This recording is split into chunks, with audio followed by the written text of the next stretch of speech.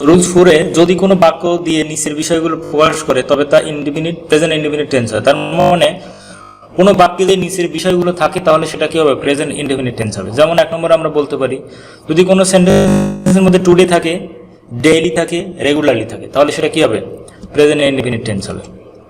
যদি কোনো সেন্টেন্সে সামটাইমস থাকে, নাও এ ডেজ থাকে তাহলে সেটা কি হবে? প্রেজেন্ট ইনডিফিনিট টেন্স হবে।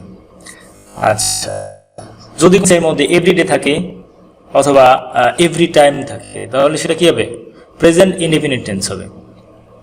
আবার যদি কোনো সেন্টেন্সের মধ্যে জেনারেলি, অকেশনালি, অলওয়েজ, অফেন এগুলো থাকে তারপরেও সেটা কি হবে?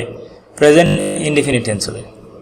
তো এখানে আমরা যদি প্রথম একটা উদাহরণ দেখি যে টুডে, ডেইলি, রেগুলারলি এগুলো দিয়ে থাকলে কিভাবে হবে, তো আমরা এখানে বলতে পারি হি কামস টুডে, সে আজ আসবে। হি কামস টুডে তার মানে কি? এটা প্রেজেন্ট ইনডিফিনিট টেন্স। যার কারণে আমাদের সাথে কি হয়েছে? কামসের সাথে ইএস যোগ হয়ে কামের সাথে এস যোগ হয়েছে, যেহেতু হি আমাদের third person singular number.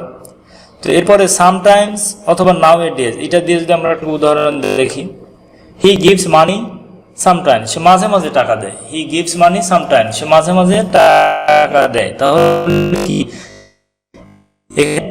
Give হয়েছে? কারণ হি হলো third person singular number.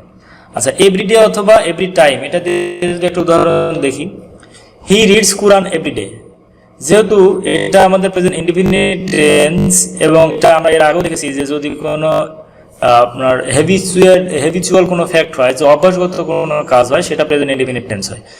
So everyday বা এভরি টাইম এরকম থাকলে আমার কি হবে? Present indefinite tense. আচ্ছা, এটা যদি জেনারেলি, অকেশনালি, অলওয়েজ, অফেন এগুলো থাকে, একটা উদাহরণ দেখি, he always goes to market, সে সর্বদা বাজারে যায়। তার মানে কি?